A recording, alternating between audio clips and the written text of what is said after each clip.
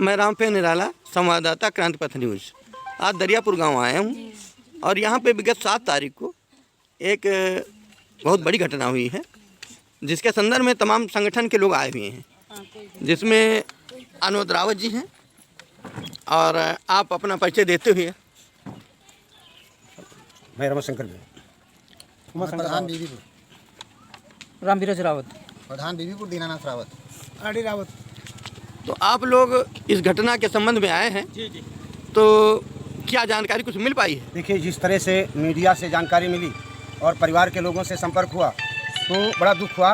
बहुत ही दुखद घटना है कि आप अपना फार्म चलाओगे, फार्म हाउस चलाओगे और एक अनुसूचित जाति का व्यक्ति जिसके बेटे और बहू पेशे से वकील हैं, उस परिवार को जो फार्म हाउस है उसका रास्ता आप रोक दोगे।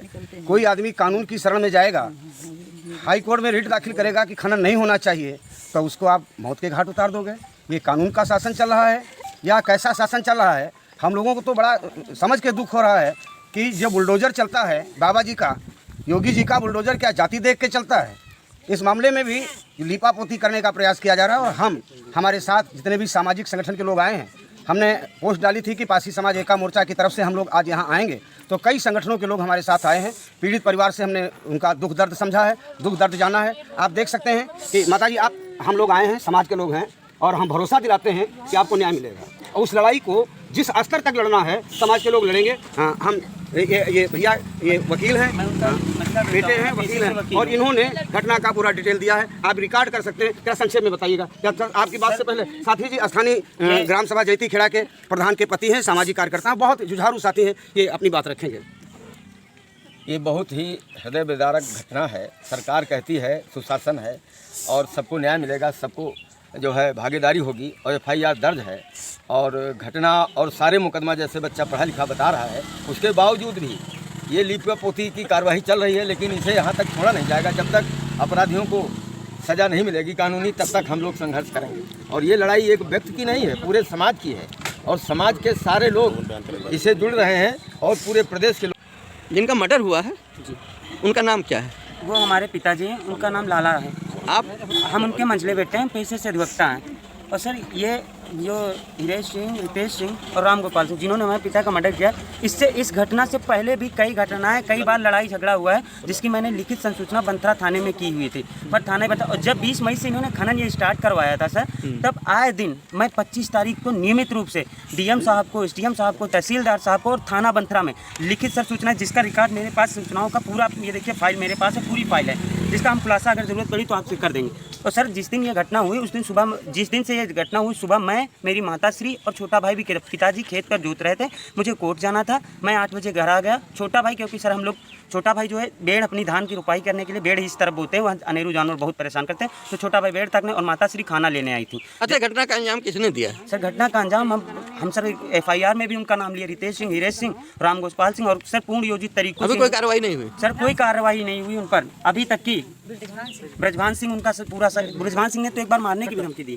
तो विवेचना के बारे में क्या बताया था? मैंने विवेचना के बारे में उनसे पूछा कि मेरे पिताजी की अभी तक की तो वेट था PM रिपोर्ट, क्या PM रिपोर्ट आ गई?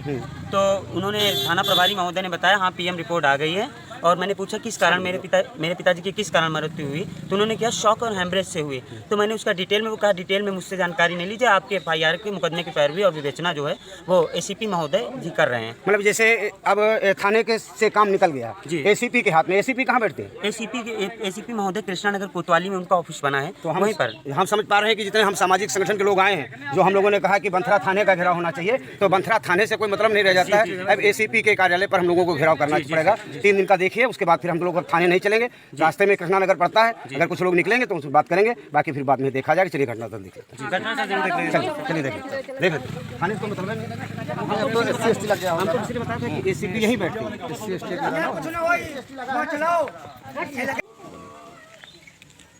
आप इस घटना को सुनकर के आए हुए हैं, आप क्या चाहते हैं इस घटना से? देखिए, इस समय जिस तरीके की घटनाएं पूरे उत्तर प्रदेश में हो रही हैं, पूरे प्रदेश में जिस तरीके की घटनाएं हो रही हैं, और उसी घटना का जीता जाता उदाहरण यहाँ भी है। और कहीं ना कहीं आपने देखा होगा कि जो अनुसूचित जाति के लोग हैं, सबसे ज़्यादा उन्हीं पे घटनाएं हो रही हैं। लेकिन हम लोग चुप बैठने वाले नहीं हैं। गरीब की लड़ाई है, हम लोग खुल के लड़ेंगे और ये लड़ाई आर पार लड़ी जाएगी। जब तक पीड़ित परिवार को न्याय नहीं मिल जाता है ये लड़ाई बंद नहीं होगी। ठीक है, आप परिचय देते हुए। हाँ, मैं आर.डी. रावत निर्मोही, अध्यक्ष डॉक्टर अम्बेडकर पासी कल्याण समिति एवं कोषाध्यक्ष पासी का मोर्चा। ये घटनाएं जो हैं लगभग जितनी भी घटनाएं घटी हैं उत्तर प्रदेश में लगभग 10-15 घटनाएं घटी हुई और सब पासी समाज पे इतनी टाइम घट रही है और जहाँ तक पासी समाज ही प्रताड़ित किया जा रहा है जो है और सम्मेय ठाकुर ही इन्वॉल्व है। तो इसलिए हम लोग जो है चुप नहीं बैठेंगे। जो भी जहाँ तक जो है हम लोगों से सहयोग इनसे मिलता रहेगा परिवार वालों का और जहाँ तक ये लड़ना चाहेंगे हम लोग जो है लड़ाई लड़ेंगे। मैं रामविराज रावत सामाजिक न्याय महासभा का अध्यक्ष हूं और पासी समाज एका मोर्चा का संचालन समिति का सदस्य हूं। ये घटना बहुत ही निंदनीय है और सरकार पूरी तरह से फेल है। समाज में जो है शांति बनाए रखने में जो है काम नहीं कर पा रही है और अनुसूचित जातियों के लिए जो अनुसूचित जनजाति आयोग है वहाँ पूरी तरह से जो है वो एक तरह से निष्क्रिय आयोग है। वहाँ के चेयरमैन और डिप्टी चेयरमैन वहाँ कोई नहीं मिलता है और पूरा स्टाफ वहाँ पूरे संसाधन खत्म है। इस तरह से ये सरकार अनुसूचित जाति के लोगों के जो है विरुद्ध हम तो कहेंगे कि सरकार इन्वॉल्व रहती है। अच्छा, यदि FIR हो गई है और गिरफ्तारी नहीं हुई है, एक बात बताइए आप लोग, थोड़ा सा माता जी बताइए, खड़े आप ये बताइए कि ये जो लड़ाई है मतलब ये FIR दर्ज होने के बाद आपके यहाँ प्रोटेक्शन क्या है? वकील साहब आप बताइए, कोई प्रोटेक्शन मिला आप लोगों मुझे कोई प्रोटेक्शन नहीं मिला। इसकी लिखित सूचना मैंने एसीपी बस महोदय साइड में। अगर कैसा है ये प्रशासन और क्या कर रहे हैं थानाध्यक्ष महोदय? अगर पीड़ित परिवार को SC/ST एक्ट में बाकायदे प्रोवाइड है कि घटना की सूचना तत्काल मिलने के बाद यहाँ पर डिप्टी SP और SDM को आना चाहिए, घटना का आकलन करना चाहिए, क्षति का आकलन करना चाहिए और पीड़ित परिवार को सुरक्षा देना चाहिए, गवाहों को पूरी सुरक्षा मिलनी चाहिए। इसके बावजूद ये जो घटना हुई है बहुत दुखदायी है और इसमें जो है इसका प्रतिरोध जो है करना चाहिए और दूसरी बात घबराने की ज़रूरत नहीं है। जो कुछ हो गया है अब उसको जो है रोका नहीं जा सकता, लेकिन इसमें बहुत बड़े बड़े लोगों का जो है हाथ भी है और समाज से बड़ा कोई नहीं है। बहुत बड़े बड़े लोगों का हाथ है, लेकिन आपका कहना है कि समाज से बड़ा कोई नहीं है और समाज के लोग इस लड़ाई को लड़ेंगे। समाज के लोग इस लड़ाई को लड़ेंगे। समाज जो है अगर इकट्ठा होकर के लड़ेगा तो बड़े बड़े लोगों की जो है हैसियत नहीं है कि जो है समाज आपको न्याय मिलेगा। सभी लोग आपको न्याय दिलाने के लिए आपकी लड़ाई लड़ेंगे, सभी लोग लड़ाई लड़ेंगे आपकी न्याय दिलाने के लिए। जिनका मर्डर हुआ है वो यहाँ से कम 100 मीटर की दूरी पर खेत जोत रहे थे। अच्छा, वहाँ से ट्रैक्टर के जाने का रास्ता इधर कोई है नहीं और जहाँ पे ट्रैक्टर उल्टा है वहाँ इस साइड से कोई ट्रैक्टर जा नहीं सकता। तो ये घूम के ट्रैक्टर ले गए हैं क्रेन से या जैसे भी ले गए हैं, उसके बाद में मर्डर किया है। बेटा बड़ी दुखदाई बात। देखो हम लोग ये जो है घटना स्थल है, यहाँ पे देखो गड्ढा बना हुआ है और इसमें खून था पहले, बाद में किसी ने खून हटा दिया गया और ये बबूल की डाल है। ये देखिए इस डाल में हल्का सा ये लाइट छोड़ो सब लोग। हाँ, ये देखो हल्का सा ये ब्लड यहाँ पे लगा हुआ है। इससे ये लग रहा है कि घटना यहीं पर की गई। यहाँ पे घटना हुई है, यहाँ पे हुई है, ये गड्ढा है।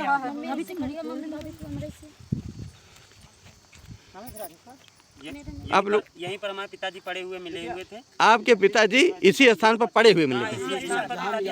आप सबसे पहले आप ही आए थे?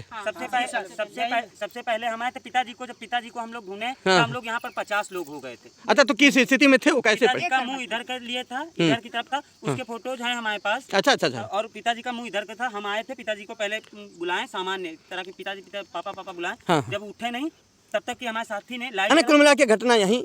अच्छा, यहाँ से जो ट्रैक्टर पलटा हुआ है वो कम से कम 100 मीटर की दूरी पर है और वहाँ पर कम से कम 10 फीट गहराई है और वहाँ पानी भरा हुआ था। वहाँ से इंसान यहाँ आ भी नहीं सकता है। तो इसमें डॉग स्क्वाड भी आया था। डॉग स्क्वाड आया तो ट्रैक्टर पास गया और फिर अच्छा सीधा वहाँ बंगला पर एक लोग यहाँ पर आया। हाँ, और यहाँ पर आने के बाद हाँ। वो सीधा यहाँ से फिर ट्रैक्टर के पास नहीं रुका, सीधा यहाँ से उस तरफ जो बंगला है इनका, वहाँ बंगले में रितेश के किसका बंगला? रितेश सिंह का। अच्छा, वहाँ बंगला है। हाँ, फूस का बंगला है। तो वहाँ गए? वहाँ गया, वहाँ सूंघा बोतल भी खोदी दारू की। और एक दारू की बोतल पड़ी थी, उसको भी उसने टच किया। अच्छा। वहाँ पर जहाँ पे खुद देर तक यूं राउंड करने, तो वो जो आए थे वो कहने लगे उसको बांध के खींच लिया। फिर वो सीधा चलता गया, जहाँ फिर एक नीम का पेड़ था वहाँ से फिर सीधा उसी रास्ते से गया। अच्छा, कुल मिला के जिनका नाम आप लोगों ने लिखाया है वहाँ तक डॉग स्क्वाड घटना स्थल से होकर के गया।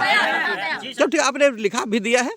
चलो ठीक है, आपकी लड़ाई जो है, जो समाज के संगठन के लोग हैं वो लड़ेंगे। यहाँ से देख लीजिए दूरी सर कितनी है, यहाँ से आप ये तो दिखाई नहीं, यहाँ से दिखाई पड़ रही है। ये देखो इतना गहरा गड्ढा है जी सर, इतना गहरा गड्ढा है। ये रोड है और सोचिए सर लगभग महज ये अगर ना देखा जाए यहाँ पर हाँ, ये ऊंचाई कम से कम 2.5 फुट की ऊंचाई ये खाई है, और उसके बाद में नाला है, और नाले के बाद में फिर ये देखो कितना गहरा गड्ढा है। गहराई है यहाँ पे।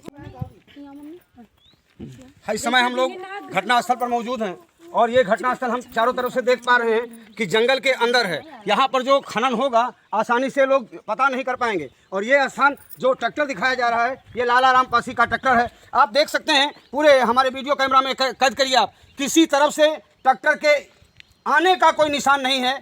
अगर ट्रैक्टर पलटेगा भी, गिरेगा भी, तो गिरने का भी कोई निशान नहीं है किसी तरफ से भी। किसी तरफ से, चारों तरफ से घुमाइए कैमरा, चारों तरफ से कैमरा घुमाइए। जो ट्रैक्टर यहाँ पर पड़ा है, यहाँ पर ट्रैक्टर के पहुँचने का कोई भी निशान यहाँ पर 10 फुट की गहराई है। और 10 फुट की गहराई है। यहाँ से ट्रैक्टर जब भी पलटेगा तो उधर से आएगा तो निशान बनेगा, क्योंकि उसमें फार लगे हुए हैं, जोताई के फार लगे हुए हैं। निश्चित रूप से कहीं ना कहीं फार होना चाहिए। अब निश्चित रूप से हम कह सकते हैं कि ये मर्डर किया गया है। कोई लड़का बता रहा था कि लाश को जब पुलिस ने देखा था तो वहाँ डॉग स्क्वाड आया था, डॉग कुत्ता, सोने वाला कुत्ता। यहाँ पे गया रिटर्न तुरंत वहाँ पे पड़े हैं वहाँ पे गया, फिर कोठरी पे गया रितेश के। अच्छा, जो रितेश जो मर्डर है, जिन पर परिवार के लोग जिनको एलिस कर रहे हैं, डॉग स्क्वाड का कुत्ता वहां तक गया। उसके बावजूद पुलिस हाथ में हाथ धरे बैठी है। क्या करना चाहती पुलिस? कैसे मिलेगा गरीबों को न्याय? इनकी लाश मिली थी यहाँ से कम से कम 50 मीटर दूर है, 100 मीटर दूर पे है, और वहाँ जाने का कोई रास्ता भी नहीं, और वहाँ चलते जमीन खुदवाया है। ये अभी नाला है, नाले के बाद में